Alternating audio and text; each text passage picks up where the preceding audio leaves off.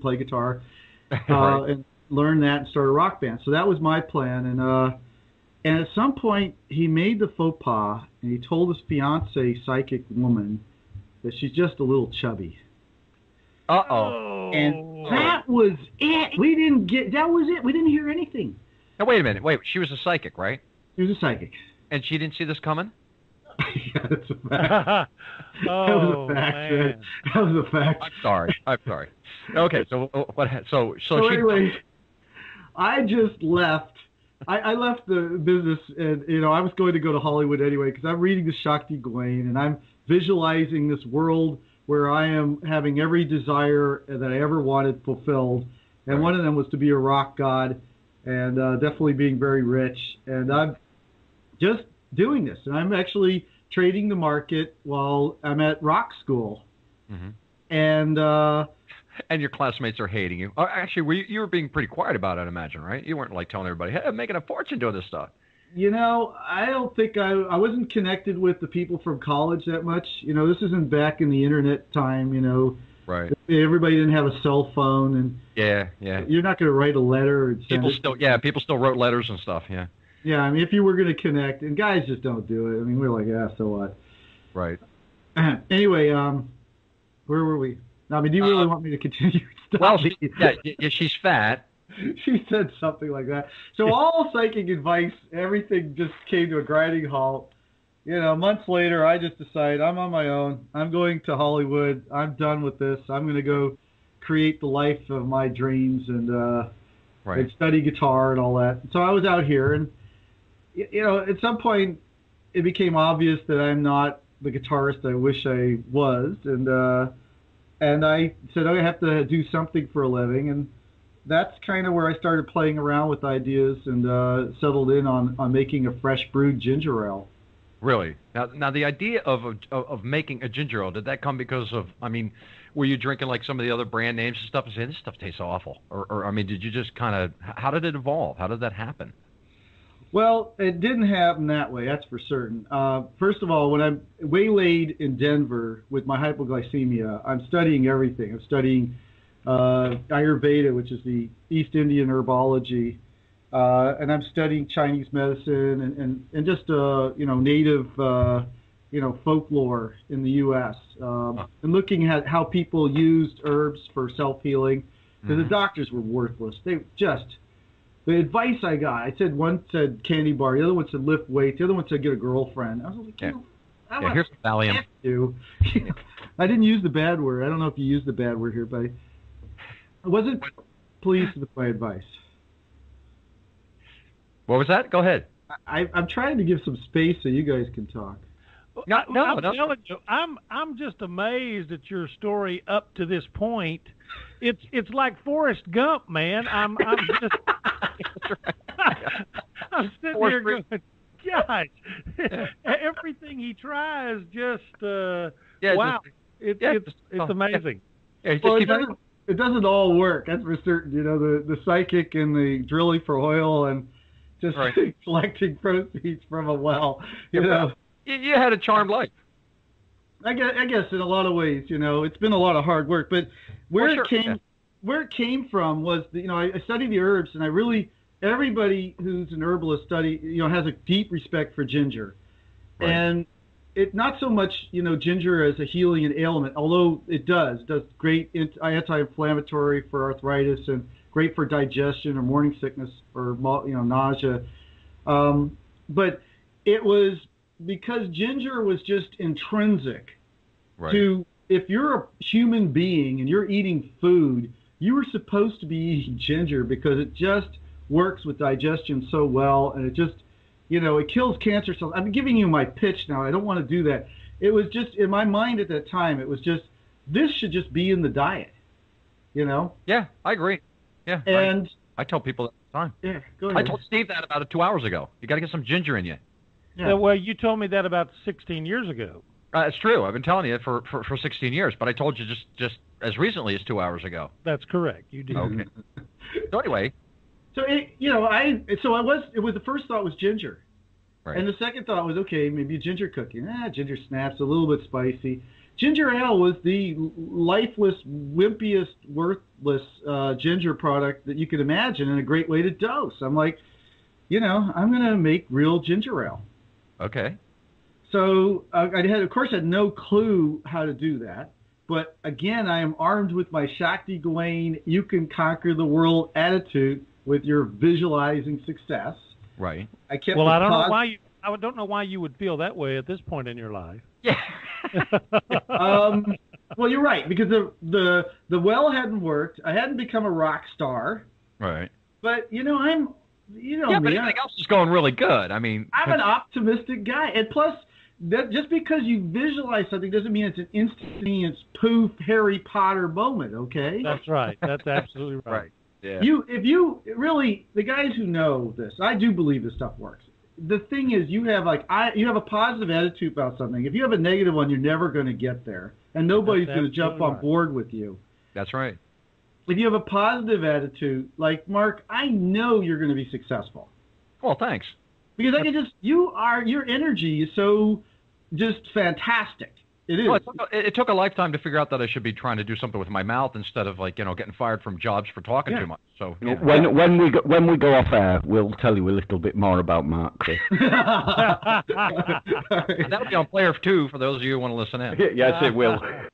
I'm not saying that I don't get in my way, but I know when I'm really soaring, it's always because I'm just keeping a really positive attitude. And lots of bad things have happened. I mean, I had this economy. I've been on the brink of going out of business for 20 years doing this. Mm-hmm. I've forgotten that it's a positive mental attitude that makes things work. Mm-hmm. I decided in the middle of the worst part of this economy, I just got all the employees together and said, guess what? Mm-hmm. I just remembered something. Shakti Gawain, Think and Grow Rich. We're going to make more money than we've ever made in the history of our lives. This economy for us is going to be completely turned around right now, and we're going to soar. And they all looked at me. All right. Hallelujah. But they looked at me like I was insane. Yeah. Well, some of the brightest guys I ever read about or met were guys that people said, we're nuts. You can't do that. Yeah. Well, I am nuts. They had reason to believe there was nothing at the time. I think we were losing $700,000 a month. We were down to we had raised, $18, $19 million bucks, and we were down to our last few million, and it looked like we were pacing on our way out of business. And, we just said, okay, and it wasn't easy. It wasn't like all of a sudden I felt positive and I could hold that energy all day. I went home and I had to work with the negativity in my brain, the doubts, the fears, the reality, Chris, is you're going out of business, Mm. So, I mean, that's a whole lecture, but Oh, I know. Yeah, look, I call it the committee. There's like 8 of them. They keep me up all night talking. I tell them, look, I'm going to bed, and they keep going. Yeah. This is how the simple way I handle it right now. It's like I have a negative thought, and I say, you know what? That's not my job. That's right. That's somebody else's job to doubt me. Right now, I don't have any doubts. I have them, but I don't entertain them. They're gone. They're just like, okay, that's stupid because you know what? I'm going to soar this business like there's no tomorrow. And it's been very fun because – and it doesn't mean it's not Harry Potter world. It's just you got to get up every day. You got to go to work. You got to keep moving one foot in front of the other. Mm-hmm. If you're just doubting yourself the whole long of the way, you're just not going to do it. There is a skill to it, and the people who are very successful, I believe the Think and Grow Rich stuff that from what was it, Napoleon Hill. He may not understand the mechanics behind it, like, I feel like Shakti Gawain or the people who meditate who understand consciousness and the mechanics of that. But I'm a student of that, and I'm still, of course, I don't think you ever really know because you're dealing with something so non-physical and there's no scientists around to disprove or prove it because it's hokey stuff because you can't see it under a microscope. Mm-hmm. But, I'm looking forward to, I don't know what the other side does, but I'm hoping there's some real answers on the other side. But I'm a big student of life, and that's why I get into meditation and stuff, because I'm just really curious about anything. That's why you see me all over the place in this lifetime. But it's been very consistent with, trying to follow a vision, trying to improve the world, with the ginger. But anyway, I'm rambling. No, you're not. You're making some great points. I'll tell you what, we're going to get back to that in just a couple minutes. Now, everybody, you're listening to Chris Reed on Mark Mercer's Love and Caring Sharing, exclusively on North Star Radio. And Chris, I've been remiss. We have not told people who might be listening who may be completely unaware of your company, of your product, and what you do. Would you mind giving everybody your website address? Well, Reed's Ginger Brew in Google will get you us, but it's reedsinc.com or reedsgingerbrew.com. And Reeds is 2 E's in it, R-E-E-D-S. Right, reedsinc.com. That's where you want to go and you want to check out what Chris's company is all about. All right, and welcome back to Mark Mercer's Love and Caring Sharing. This is exclusively on North Star Radio, and we have with us tonight, joining us by way of Skype, Chris Reed. Chris, thanks so much again, really, for joining us tonight. This has been so much fun for me. Well, you're on my favorite subject. Sorry. Well, when we last left off, you were talking about your motivation and what's been driving you and your company, but we kind of sort of didn't really get into the part of how you started making your ginger ale. Now, I remember when we met. And we went out and had dinner and stuff, and when I was picking your brains, and during the day we were doing the show, and you're telling me bits and pieces, and I was having a hard time, putting it together chronologically. But, yeah, I mean, you said, at the beginning of this, you were, making it in the bathtub, and then Judy got, fed up because she couldn't get her makeup on and stuff because you're always on the way, and then she made you move out in the car, or in the garage, and then she couldn't park the car, and then finally your dad came up and said something like, look, you're selling this stuff to the surfers down at the beach, why don't we get you up and running and manufacture this stuff properly? Now, is that correct, or is that just me, not remembering properly? That's amazing. Actually, it's not quite right. I wasn't married yet. My wife was my girlfriend at the time. Judy, right. And we were smart enough to not live together. Oh, yeah? That is smart. Okay. Anyway, it's good to ease into these things. Anyway, and we destroyed the place I was at. I mean, the experiments, the explosions, there wasn't a square inch of that place that was untainted. Hang on. Since when did brewing ginger beer require a still?